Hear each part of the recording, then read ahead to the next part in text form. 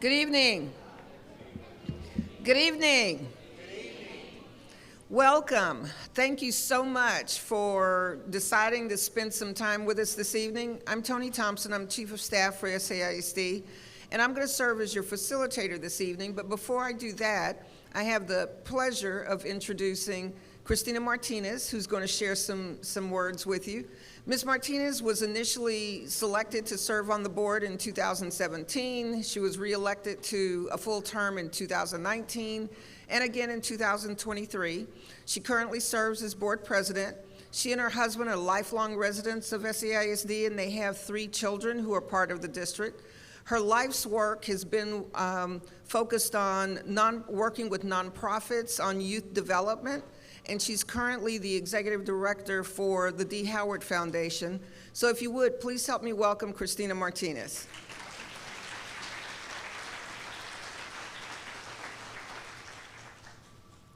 Thank you, Tony. Good evening, everyone. Bienvenidos. Thank you for being here with us tonight. We are excited to be bringing this important conversation to all of you this evening regarding rightsizing. We are excited to be at Twain. How many of you in this room are Twain families? Your kids come here. You believe in Twain? Awesome. Thank you for being here. What about Twain educators and staff? Any Twain educators and staff here? Yes, thank you for being here. And of course, our wonderful fearless leader here at Twain, Dr. Garcia. I know I saw him here somewhere too. It's always great to be at Twain.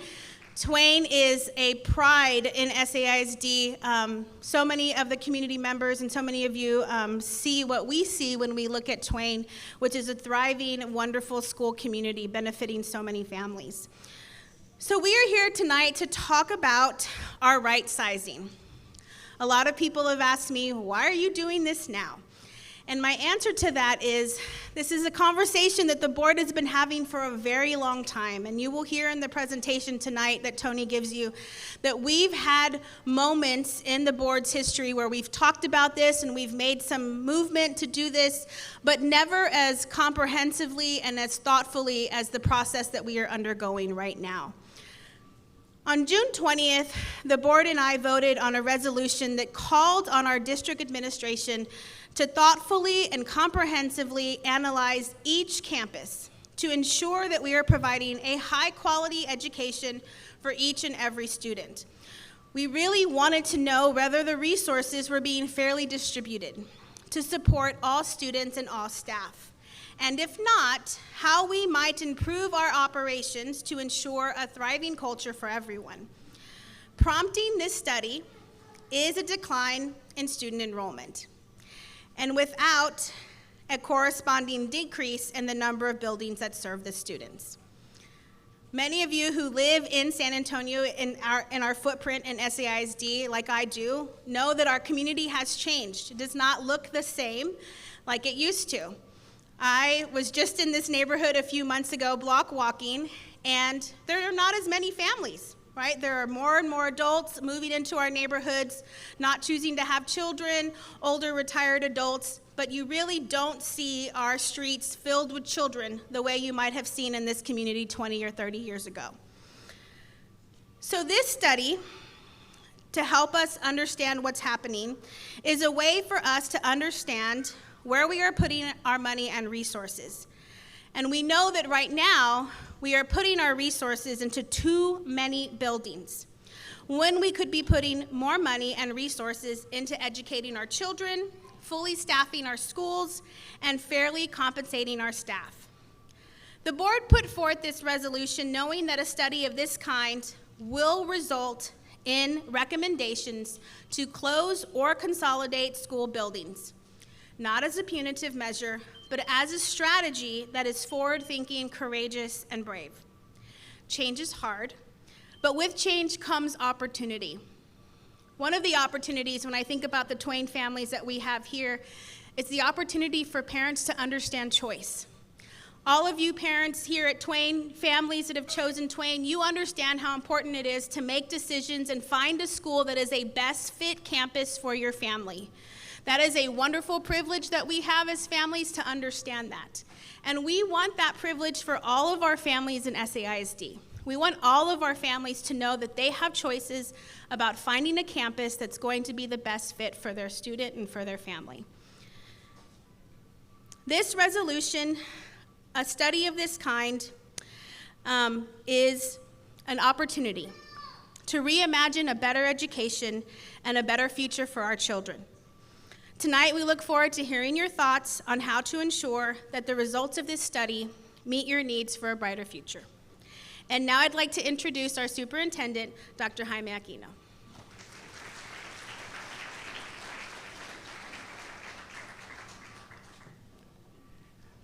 Thank you, President Martínez, y buenas tardes, familia. Yo sé que como estamos en la Academia Dual Mark Twain, ustedes están acostumbrados a todas las presentaciones que se hagan en dos idiomas. En esta ocasión no lo vamos a hacer así porque esta reunión está abierta para toda la comunidad y todas las escuelas del distrito. Por ejemplo, aquí tenemos padres y familiares de ALA, Advanced Learning Academy. Pero así que bienvenido, es un honor estar con ustedes. What I'm just saying is I wanted to welcome you and thank you for being here. I would say that usually, because we are a dual language Mark Twain Academy, we usually will conduct these sessions in bilingual, in Spanish and in English. But we're not going to do that, even though we are offering translation in Spanish, because this is a community event that is open to any residents that have kids at SAISD. So we have families here from ALA who are here, so that we're going to conduct it in English. But if you do need translation, please make sure that you sign up right there. She raised her hand, and we will support you on that. So, again, thank you for being here. This evening, we are going to talk about our commitment to every child, no matter where that child is a student in our district. We need you to know that we are truly committed to embracing, engaging, educating, and empowering your children as if they were our own, so that they can realize their power to shape their own world and pursue a life without boundaries. We also are firmly committed to delivering on our promise of a high-quality education for every single child, which is outlined in our new strategic management plan that we call Always Learning. We call it Always Learning intentionally because, like our students are always growing, the district has also to evolve. And please know this, though even we call it a strategic management plan, I'm going to share what one of our students at my Superintendent Student Advisory Council share when they became familiar and help us shape our strategic plan. He said, Jaime, please do not call it a plan. This is not a plan, it's a document of promises. And that is very true. The Always Learning are the promises that we make to our kids and our family that if you spend 12 or 13 years of our lives in our schools, we're going to guarantee that you're going to pursue an incredible future. Just like me, I stand in front of you as an immigrant who came to this country as an adult, as an English language learner who's still trying to learn English.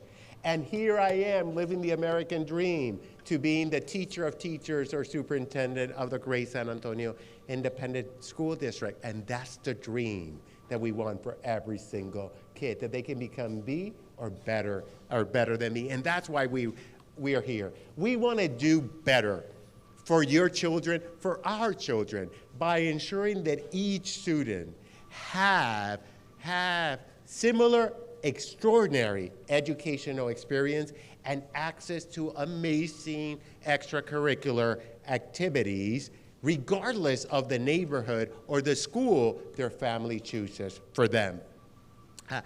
But I want to be honest with you. We are not satisfied with the current situation that we find ourselves as a district, in which smaller schools face challenges and providing all the necessary resources for their students and their staff because their size is so small and they don't generate enough funding.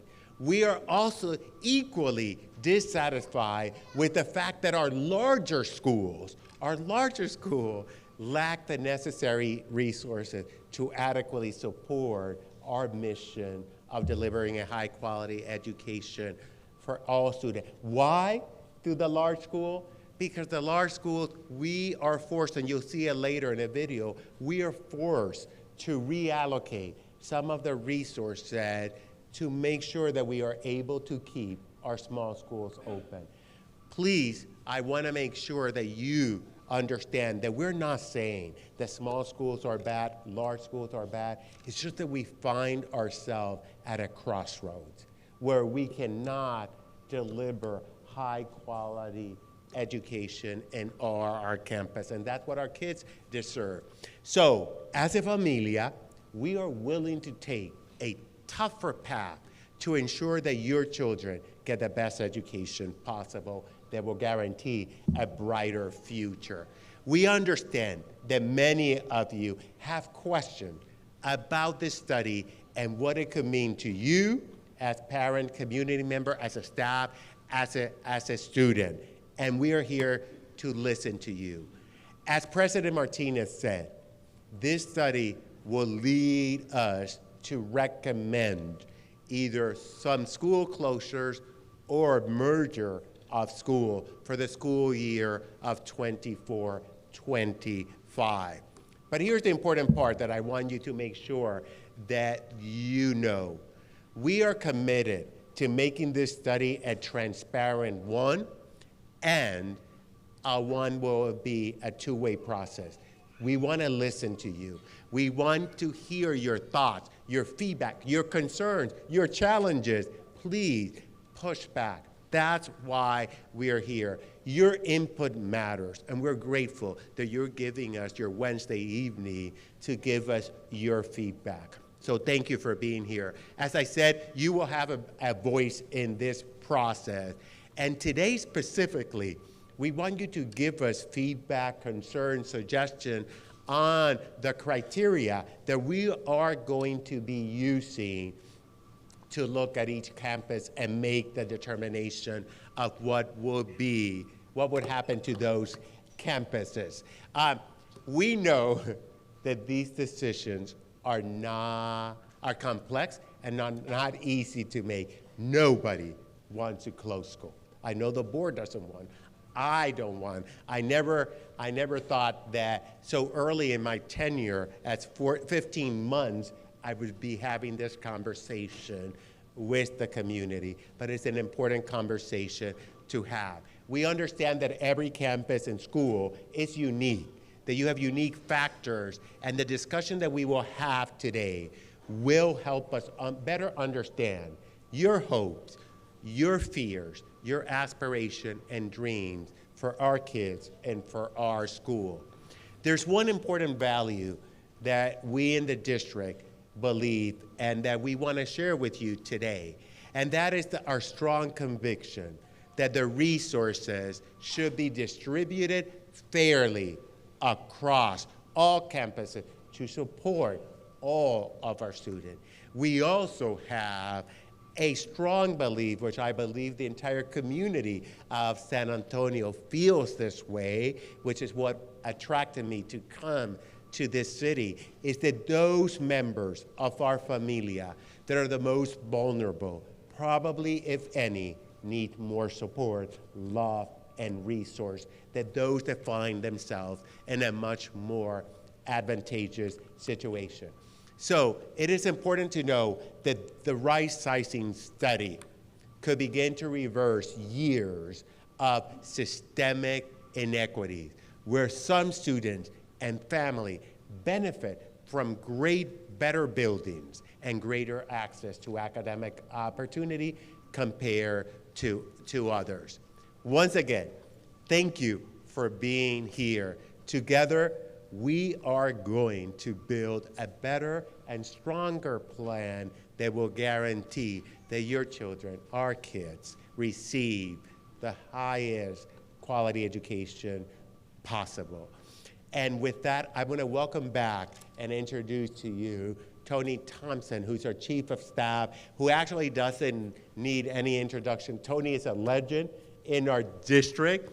First, she spent most of our whole schooling, most of it in our schools, graduating as a Mustang from Jefferson, but her entire professional life, over 40 years, has been serving your kids, serving our staff, and serving our school. So please welcome back Tony Thompson.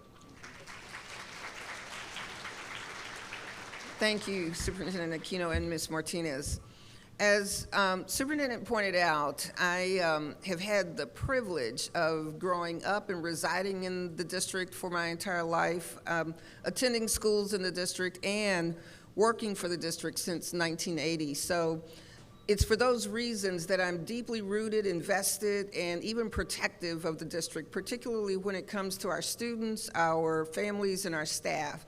And it's humbling to be able to kind of facilitate this important conversation with you this evening. So again, welcome and thank you for being here.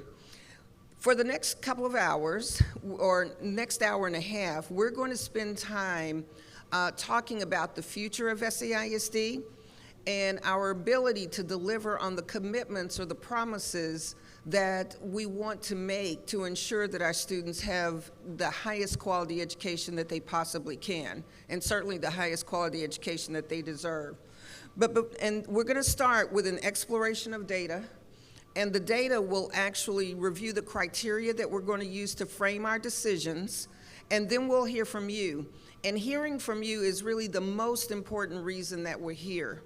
We could have posted information, but we want you to have an opportunity when we break into groups in about 20 minutes to ask questions, to learn more, about the process, and to actually give feedback that we will then synthesize and share with you during our reflections at the end of the evening.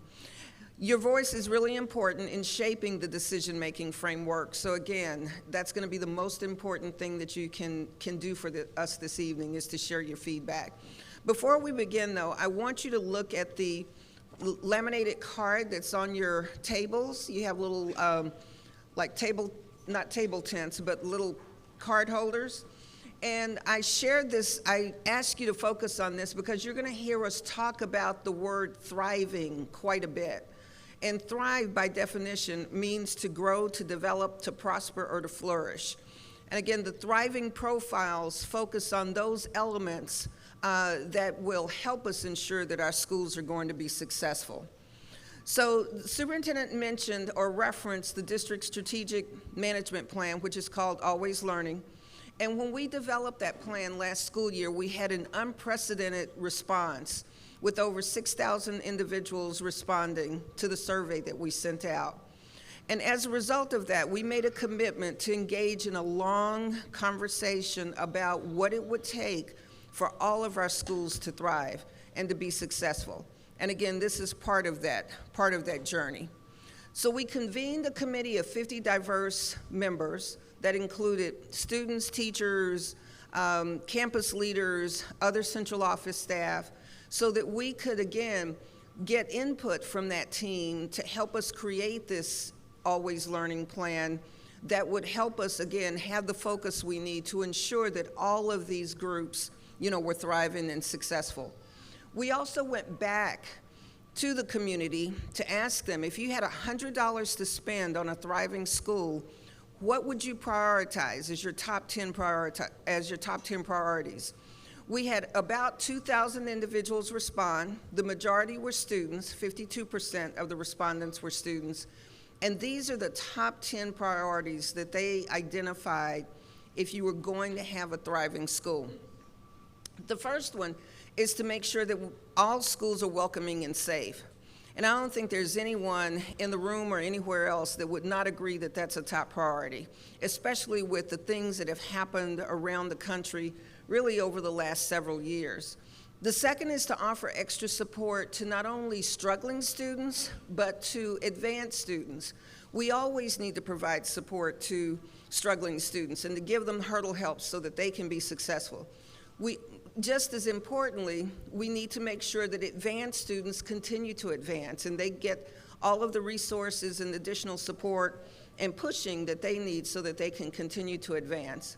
They also talked about the importance of prioritizing mental health services and resources for students. Superintendent Aquino meets with a student advisory committee, and they're representatives from every high school, every middle school, and the academies. And the number one topic that they discussed last year throughout the year was the need for additional mental health resources. Since the pandemic, that has been the top need. Certainly safety is also a primary need, but having mental health resources is what our students repeatedly said was a need and a priority for them. We also want to make sure that we're preparing all students to be at or above grade level. At grade level should be the baseline. We certainly shouldn't expect anything less than that. And to provide all the resources that students with disabilities possibly need. Next, to help students to become independent thinkers and learners, and to make sure that we maintain up-to-date technology. Our district has invested a lot in technology over the last several years. We need to continue to reinvest in technology so that students and staff members have up-to-date technology available to them. And certainly one of their primary goals or objectives was to ensure that we embrace family in the community.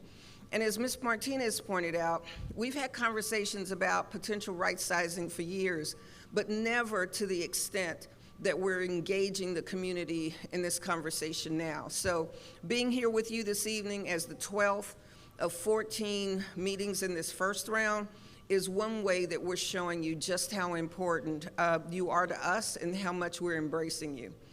The next is to offer a wide range of extracurricular activities.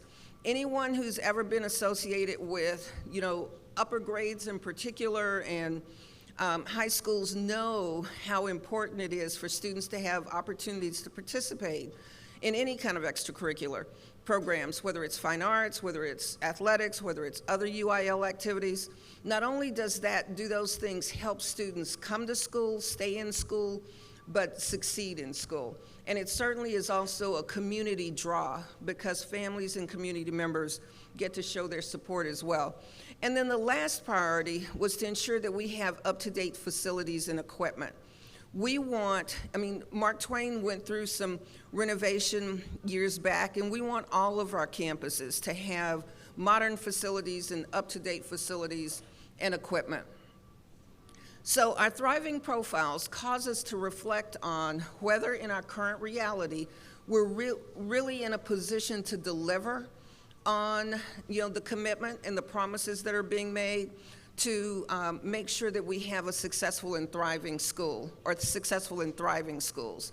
And this reflection drove us to data, and we concluded that we're at a crossroads right now, and we either need to engage in this difficult conversation or we need to accept, the inequities that we believe currently exist.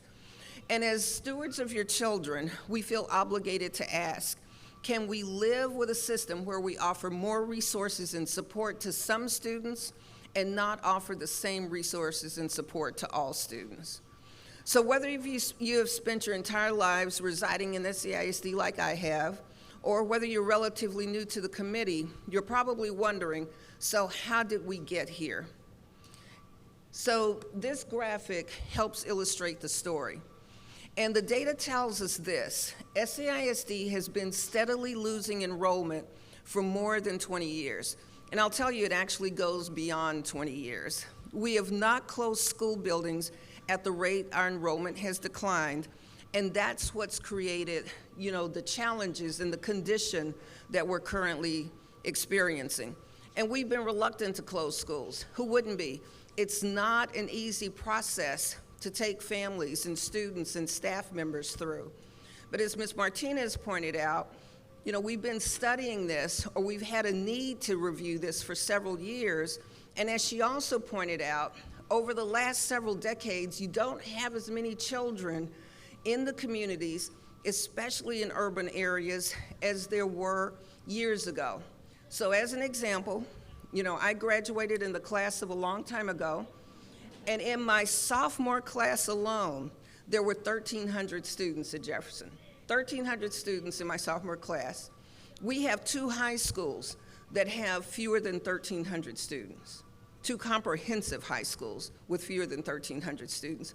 My senior class graduated 950. You just don't see those numbers anymore. And to further illustrate this point, we have a graphic that just kind of shows you what our numbers look like, not only in terms of buildings and students, compared to the other 3 largest school districts in Bexar County. We're the 3rd largest. Judson is the 4th largest. They have 32 campuses that serve 24,000 students. Northeast is the 2nd largest, 75 campuses that serve about 59,000 students, between 59 and 60,000 students. Northside has 124 campuses that serve 102,000 students. SAISD has 98 campuses that serve 44,000 students.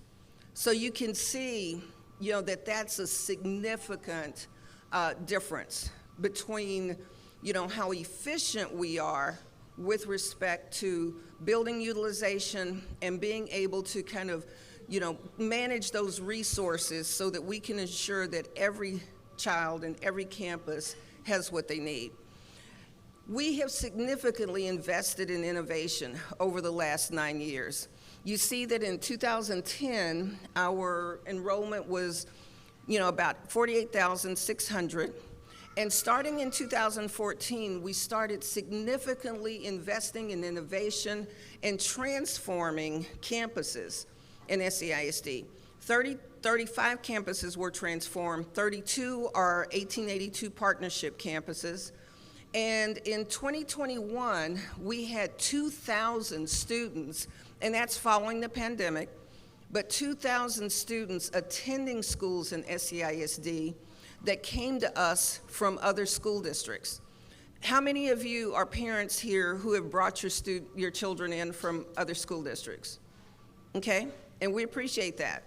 2,000 students started attending schools in 2021 that live outside the SAISD boundaries.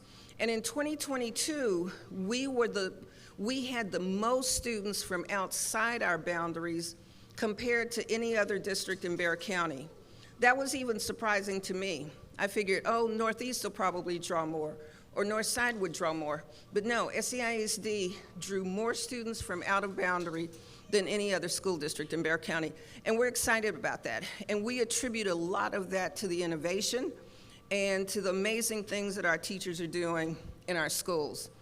But even so, since 2014, we've lost significant numbers of students. And when a demographic study was conducted several years ago, it was anticipated that we would have more students now than we actually do. And we're actually 3,000 students below what that demographic study predicted or projected. So across the district, in almost every community, we're experiencing this declining enrollment. And here are the most significant reasons that this is happening. Number one is that we have significant declines in birth rates in the city, and in particular in our boundaries. So our birth rates have declined over the last several years, and the second reason this is happening is because of the lack of affordable housing in the urban core. Now, if you drive anywhere, around this area and certainly down Broadway, you see lots of new apartment developments and condominiums and what have you, but they're not bringing families in with, young children that are attending schools. So those are the 2 primary reasons that our numbers have declined. Since 2000, the under 18 population has declined by 18%. Since 2010, and actually the birth rates in SAISD zip codes have declined by 36% since 2007. So again, declining birth rate is number one, but the lack of affordable housing in the urban core is the second reason that our enrollment has declined. Only 20% of our declining enrollment is attributed to students in our district attending schools outside our district, in either charters or other school districts. Only 20%. So we just wanted to make sure you kind of understood what's brought us here. So what does this mean? It means that our resources are spread very thinly, and it shows how many students each school can. So that's why we decided to embark on the Rightsizing study and the framework, so that we could be able to make more efficient use of our facilities by also making sure that we're also meeting the needs of our students. And our resources clearly are spread more thinly than they need to be, and that creates inequities, which then impact in a negative way our families, our students, and our staff. Our smallest schools are more expensive to operate, yet they offer fewer programs and services. And smaller schools are more likely to have a few of these conditions that are represented here, and I'll just address a couple of them. One is, if you have a very small elementary campus, there may be 8 first graders that are attending school there, and there may be 12 second graders that are attending school there.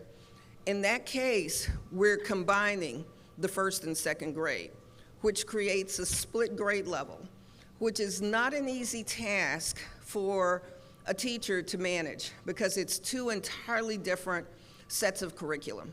So that's one challenge. The second is, on some smaller campuses, you may just have one teacher at the 3rd grade level, one teacher at the 4th grade level, one math teacher in the middle grades if it's an academy. Those teachers then don't have peers for which they can collaborate, so that they can plan together, have thought partners that are teaching the same curriculum. Those are some of the downsides of having very small schools, because again, we just can't provide enough resources to make sure that they have everything, to include all of the support that they need. And then there are other reasons that are listed here as well. The cost per student at our smallest elementary school is 10 times higher than it would be at a large elementary school. And the same trend runs through the other configurations. At the academy level, the smallest academy is going to cost 1.9 times more than the largest academy. The middle school, the smallest middle school, is going to cost 1.4 times more than the largest middle school. And the smallest comprehensive high school is going to cost 1.8 times more than the largest high school. So this isn't a new story. I mentioned to you that a demographer embarked on a study that the district commissioned back in 2008, when we first started to consider some school closures over a period of time that had not happened for at least 10 years. 1998 was the last time that we had closed the school until we embarked on this study back in 2008. And at that point in time, the demographer predicted where we would be if we didn't continue to try to make sure that our enrollment decline was also reflected in potential school closures and downsizing. Those two things, he said then, needed to work together. And the worst case scenario that was predicted or projected then is still, we're worse in terms of our student enrollment now than we were when this was predicted 15 years ago. So 15 years later, we offer this video to illustrate the difference between those in our school, those in a school district who have resources and those who have fewer resources. So if you would, take a look at the following video. This is a tale of two schools. Our first school, Mountain Elementary, is fully enrolled and nearly every seat is filled. Like all schools, Mountain receives money based on the number of students, as well as their needs, such as whether they are English learners or they receive special education support. Since Mountain is fully enrolled, it has a full staff and offers a wide range of programs. That's why they can afford a full-time music teacher who provides after-school opportunities for students and who organizes performances for parents throughout the school year. Mountain has more than one teacher for each grade level and subject, so students benefit from teachers that can plan together. If a student and teacher pairing is not working well, parents can ask to move their kids to another class. At Mountain, when a student with special needs requires extra support, the services are provided right at the school by a full-time specialist. And when a student is in crisis, there's a full-time mental health professional on campus who can speak with the student on the same day, usually within minutes. Mountain enrollment allows the principal to decide whether to hire an instructional coach to support teachers, an intervention teacher to help kids who need to catch up on reading or math, a full-time librarian, or a family and community engagement specialist to work with families. Because Mountain is fully funded, the school can afford to send teachers to summer training to learn new strategies and share ideas with teachers from across Texas. Now let's take a look at our second school, Ocean Elementary. Ocean is under-enrolled. This means that their building has lots of extra space and empty seats. Because they have fewer students, they generate less state funding than Mountain Elementary, and they cannot fully staff their school or offer a wide range of programs with the money they get. To help Ocean, the district must take some money from Mountain and other schools so Ocean can provide necessary services. Since Ocean cannot afford a full-time music teacher, they hire one part-time. This means the teacher is not always available to provide after-school opportunities for students or organize performances for parents throughout the school year. Because Ocean does not have more than one teacher at a grade level in each subject, the teacher must plan alone. If a student-teacher pairing is not working well, parents cannot move their kids to another class and must take their child to another school. At Ocean, when a student is in crisis, there may not be anyone on campus who can assist immediately. It could take hours or days to connect the student with help from a mental health professional. At Ocean, when a teacher or student struggles, support must be provided by the principal or assistant principal. They may not be able to afford an instructional coach, intervention teacher, librarian, or family and community engagement specialist. Ocean does not offer all special education services, so a student who needs help may have to go to another school. The Ocean principal must carefully choose resources and training for teachers because the school has limited money. All our students deserve better, and this study will help us look at all of our schools and see if we are providing the high-quality education we promised in our Always Learning Strategic Management Plan. This will help us reach our district commitment to love, nurture, and teach all of our students as if they are our own, so that they realize their power to shape the world.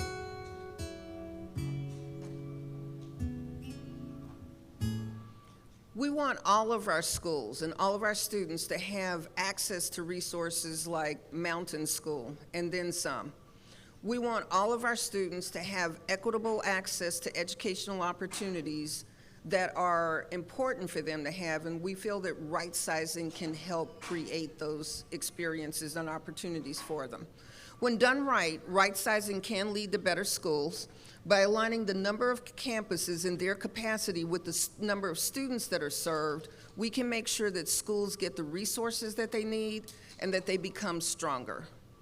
So to address our declining enrollment, excess buildings, and inequitable experiences, the board called on staff to study our capacity at its June meeting, and that's what President Martinez referred to earlier, and they directed us to develop a framework in collaboration with the community to evaluate all campuses.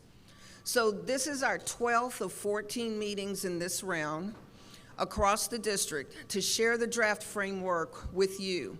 And based on the feedback, staff will make adjustments to the framework based on trends and threads that run through the feedback and prepare a first draft recommendation for the trustees.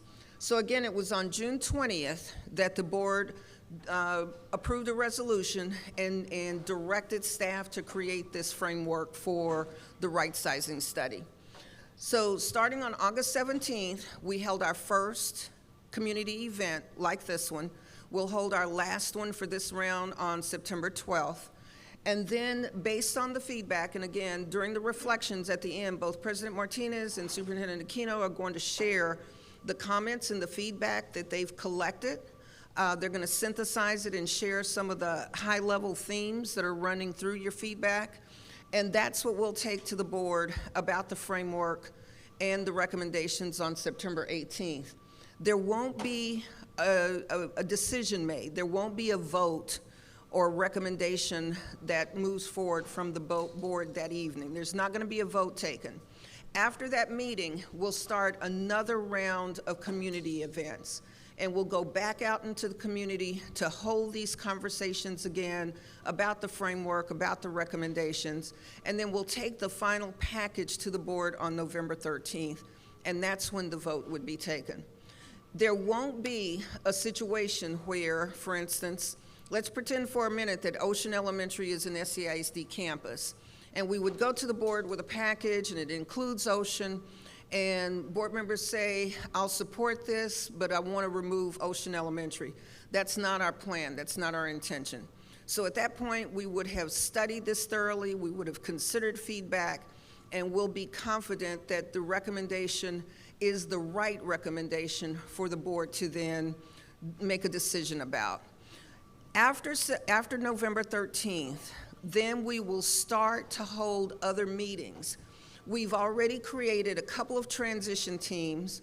One is attached to the Office of Access and Enrollment, and members of that transition team will be out on campuses working with principals and to help facilitate, conversations with parents and with students about, the potential moves.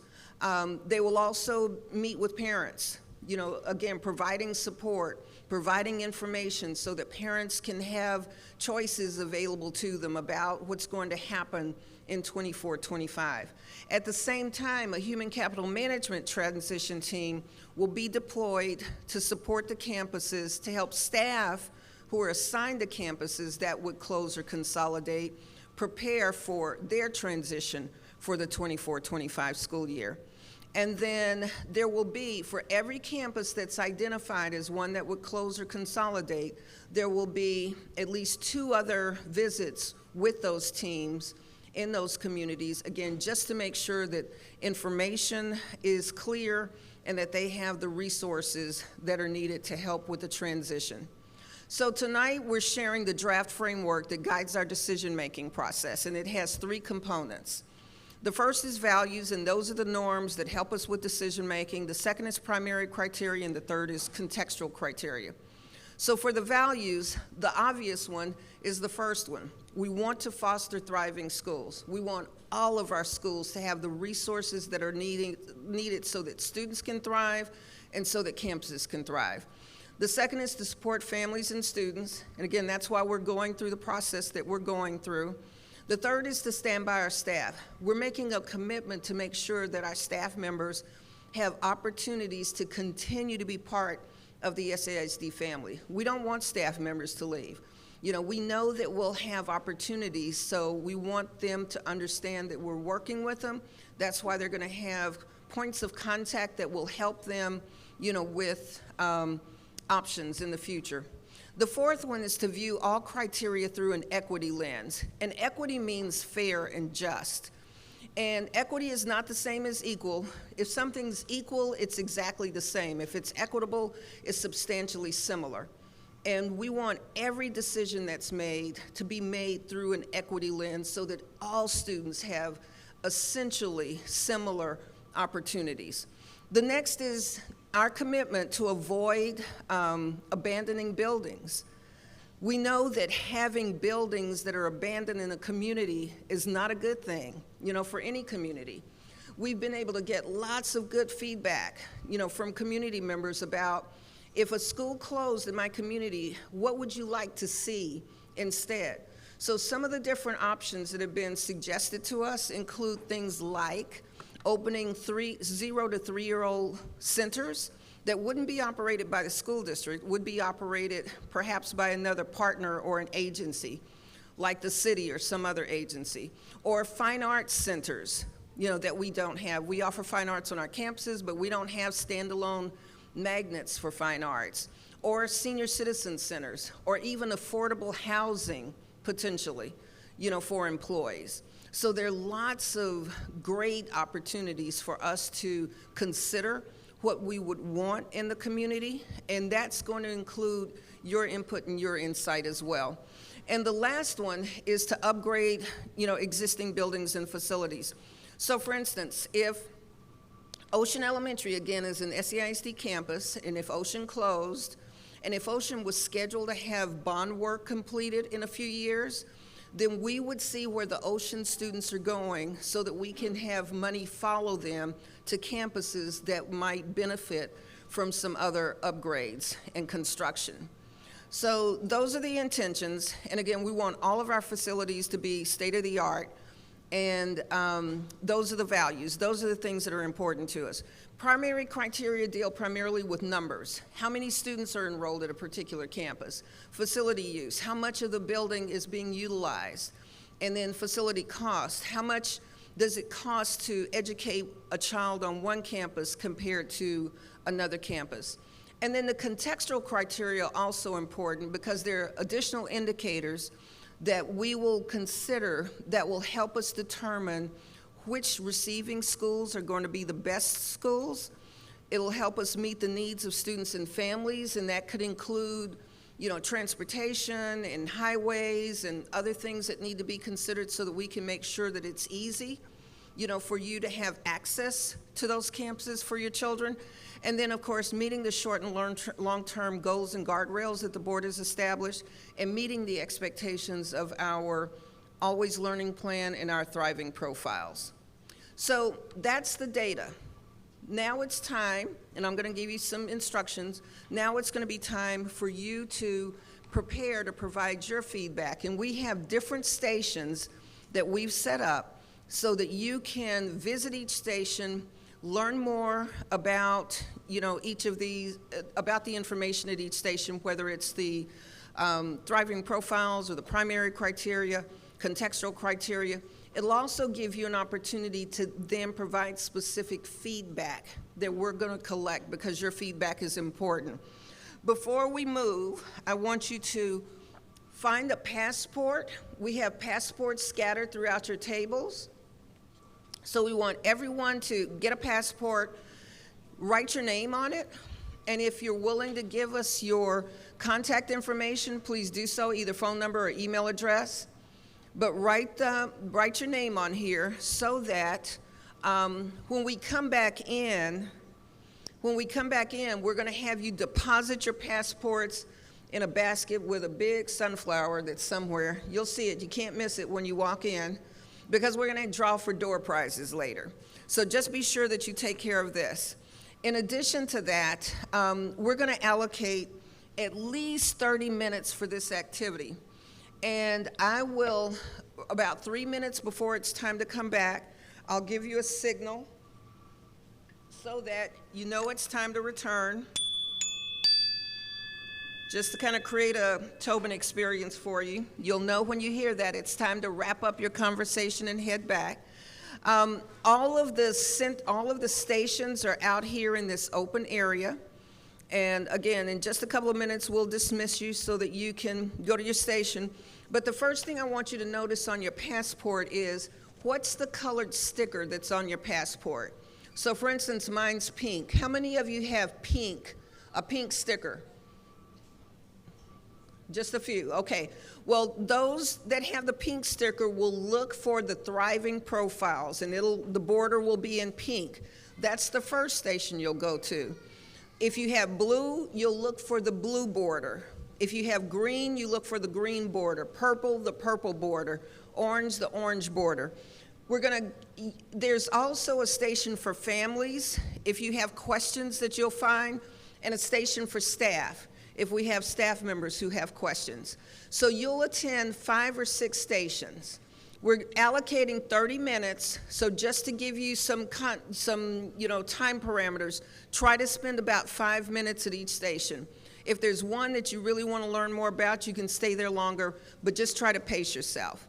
So before we dismiss, I want to recognize, one of our trustees that came in to join us. So Ms. Stephanie Torres, has joined us. And thank you, Ms. Torres.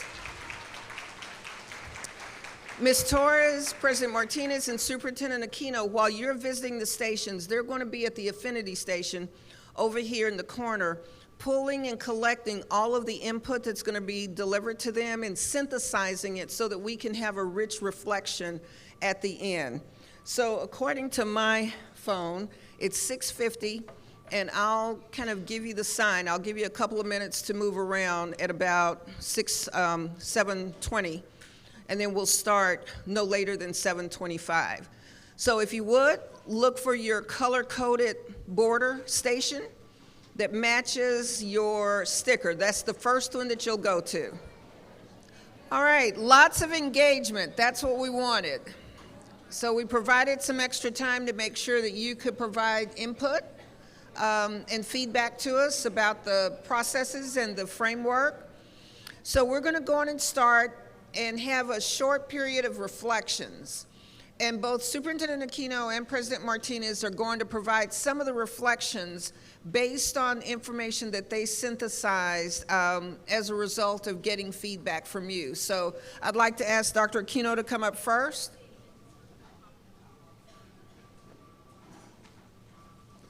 Bueno, primero, muchas gracias por toda la retroalimentación que nos dieron.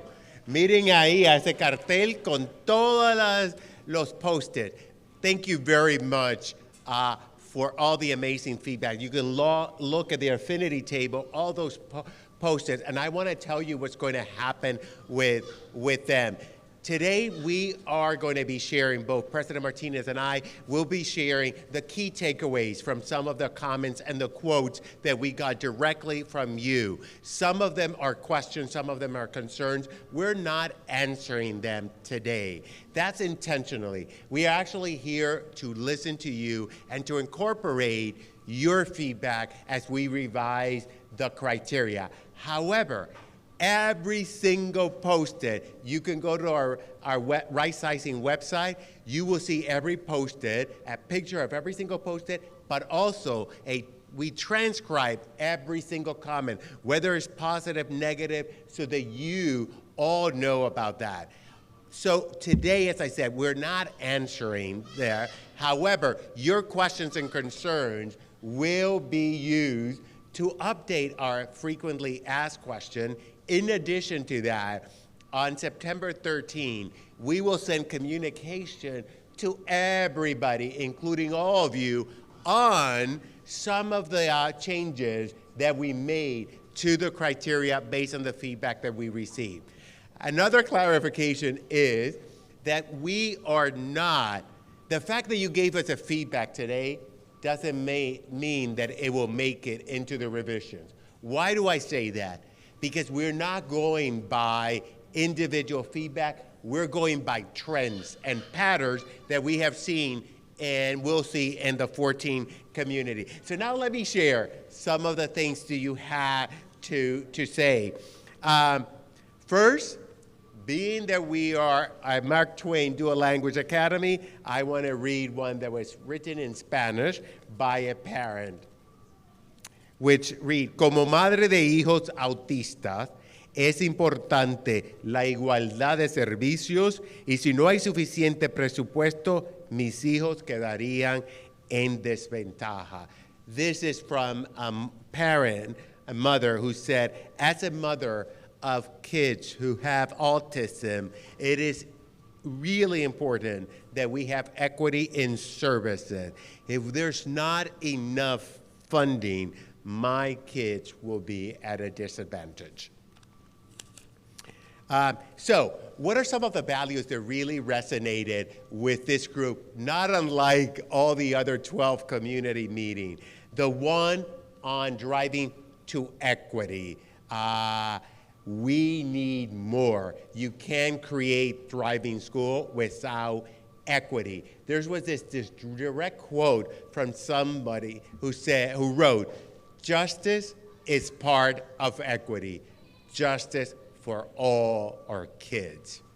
Another value that resonated with you, like other group, was to make sure that we upgrade our buildings and that we don't leave any abandoned buildings. And later I'm going to share some of suggestions, very creative suggestions from some of our students in terms of what to do with closed building.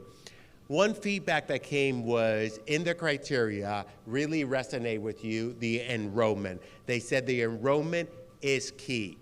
Here's one, and this was a consistent pattern that we got in this session. Not surprised, because we are at a dual language campus. If we support dual language, we will have thriving schools. And now some concerns. There were some concerns around not having space when we merge. That's why they recommend that Crockett Academy becomes a pre-K to 5, and the middle school students go to Tafoya to better accommodate the growing number that we see at Crockett. Crockett has actually over their enrollment projection this year. From a staff member, understands the logic behind rightsizing. Don't want outside investors taking over our building, and instead stay within the community and as an asset, and doesn't want to drive out our community. There were many questions, like when will we know if our school closes and whether we will have a job? A parent asked, is it actually better for kids to be in a larger school? How will the district address increased traffic issues with larger schools? We also heard that last night at another community meeting. From a parent, is closing a small school that is thriving the right thing to do? What does equity mean? And we have heard that there were some terms that people didn't understand, and asking us to define the terms. One suggestion is, why don't we use some of our building to expand our adult ed options? And could academic outcomes or school performance account for just a marginal percentage of the input under primary criteria? I understand why we wouldn't put this as the highest weighted, but for it to be not accounted for, it seems troubling. My grandson goes to ALA at Euclid. It's a thriving program, but we know the building is old. What will happen to the program if the school closes? It is a special program. Please keep it open. Another question from a parent: how does 1882 partnerships fit into the equation? If two schools are exactly the same, but one has 1882, would that affect them? What about campuses that are more expensive due to getting kids qualified into special education? How is that accounted for? A parent suggested that with closed school, we can make them into vocational programs. Esmeralda Alde, our executive director of dual language, will love this. Hire more bilingual teachers. Invest in bringing teachers with work visa or international teachers. I think, another parent said, I think the contextual criteria are good. I think it's important not to send students too far from home. Consider different grade levels interacting. For example, is it right to have middle school students with elementary? I really like the amplified curriculum, which is being used at Ogden, Lamar, and others. If those schools close, how will I have an option to give my son access to Amplify? And will I have to drive across town to get it for him? Great questions. And now, there was another one that I really wanted to read, but I probably, oh, here it is. High-risk youth need to feel comfortable, especially as they feel kicked out of our school, especially our LGBTQIA youth need to feel safe in their schools. Please consider their needs. Now, I want to end with 3 quotes from our students. This is why we're here, and we need to listen to the voices of our student. A 6th grade student strongly recommends recess in middle school, opportunity for snacks in classes, and added, I have nice teacher here with good routines. Now, here is a suggestion from a 1st grade student here at Twain. I would love to see dance classrooms in elementary. I want big classroom, and I want strong art program. And from another student, suggestion on what we should do if we close building. Schools that are going to be closed should be used for community gardens, parks, and public libraries for the community. School buildings could be used for after-school care for our students.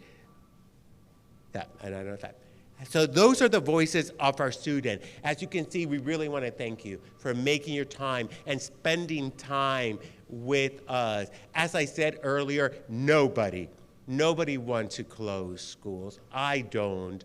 I know superintendents across the country get fired when we talk about school closure. Board members don't get reelected, even though they're doing what's right for our kids. And I love my job, and I love San Antonio ISD. I don't want to get fired because this is an incredible familia. You have embraced me. I can lead as my authentic self, and here you've been so welcoming. And I am now truly, I've been saying in all these public meetings, at San Antonio. I am proud to say that about 5 or 6 weeks ago, I closed on a house and doing some renovations. I have not moved. But what's surprising to my mom and my family is that I left New York and went to other cities, LA, Denver, Hartford, and was there for 5 years and never purchased a home. She said, how could you possibly do that? That means you're never gonna return to New York City. And I say, you're right, Mom. I love it. It is something so incredible about San Antonio ISD and the city of San Antonio that is best captured by one word: familia.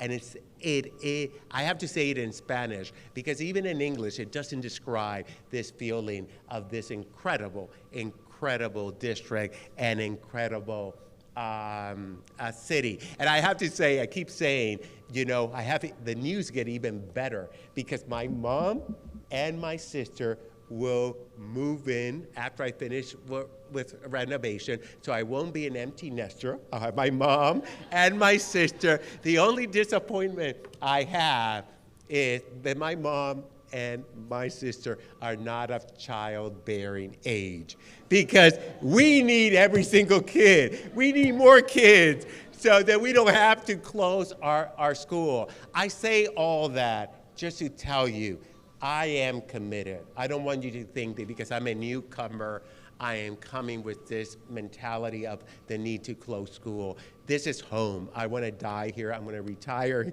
I want to retire here unless you guys kick me out. Hopefully not, because I already purchased a house. I have a mortgage. So, but no, this is incredible, and I really believe that with your help, as a familia, we're going to get this right, and we're going to be able to offer better opportunity for our kids and for our dedicated staff. We're going to do this as a familia, and we're going to definitely do it with our hearts. So now let me ask President Martinez to come up and share her own key takeaways and reflection about what resonated with her. Thank you, Jaime. I let him go first all the time, and then he steals all the best quotes. That's okay. It's all right. So I'm going to talk a little bit about the things that sort of stood out. Jaime mentioned enrollment. That comes up. It came up again, but really focusing on making sure that as many students, that live in the district are choosing an SAISD campus. We had one person that said they liked the criteria, that thought it looked good. We had another quote that said, "I really appreciate that values are a part of this process. This process causes anxiety, and I'm glad that we will stand by our staff."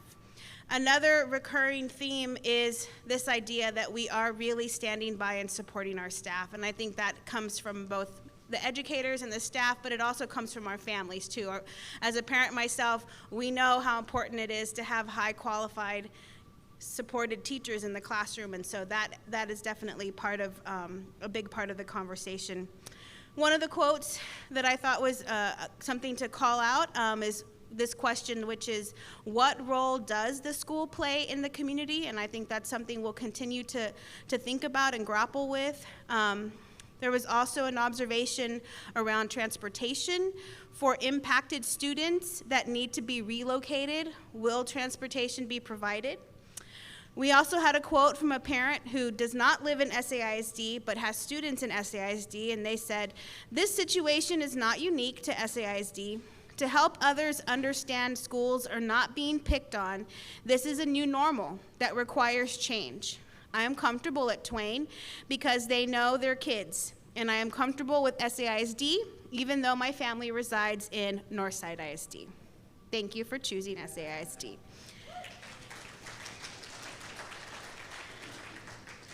I really loved this.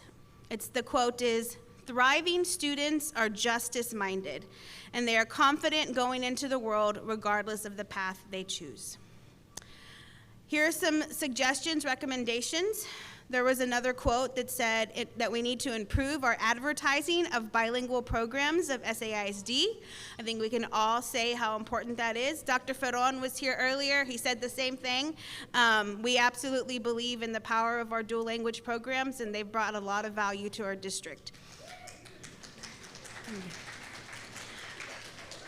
There's another quote from a community partner that's here, and this community partner actually offices over on the east side, and this is a quote about, "I've seen the impact of abandoned buildings on the east side, and I've seen the impact of what happens when we fill those buildings." And so I think that's something that we are looking to that process to make sure that we understand how to do that right.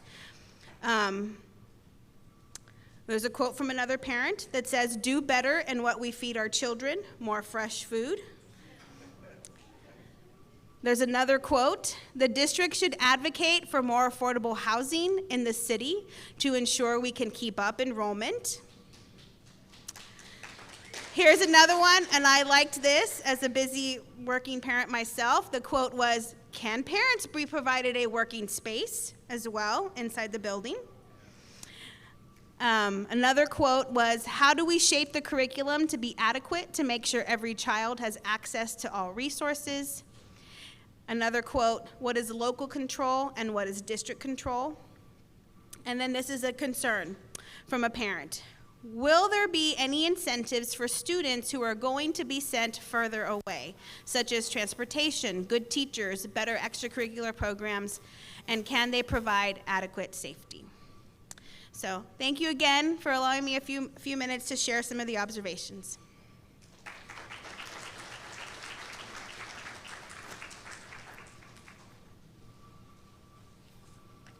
Good reflections, good feedback, good data, for us to continue to define the framework. And we have 2 more meetings in this round. One's tomorrow night and one's next Tuesday.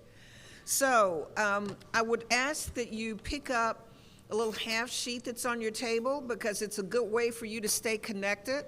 We have the QR codes that'll give you easy access, quick access to the website for Rightsizing, as well as to our social media channels and to our newsletter. So now we're actually ready for drawings, and I hope that everybody turned in their, does anybody still have a passport? That's okay. It's okay. And you must be present to win. All right. Our first winner,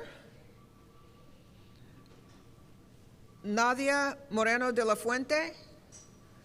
Nadia, come on down.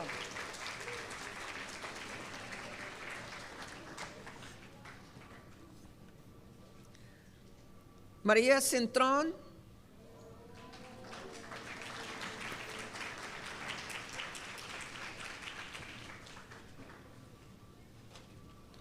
Adriana Navarrete. All right, Adriana has a fan club.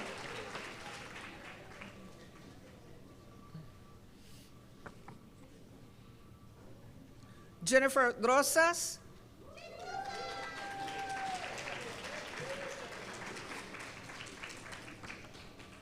And our last one, Monica Medina. All right, congratulations.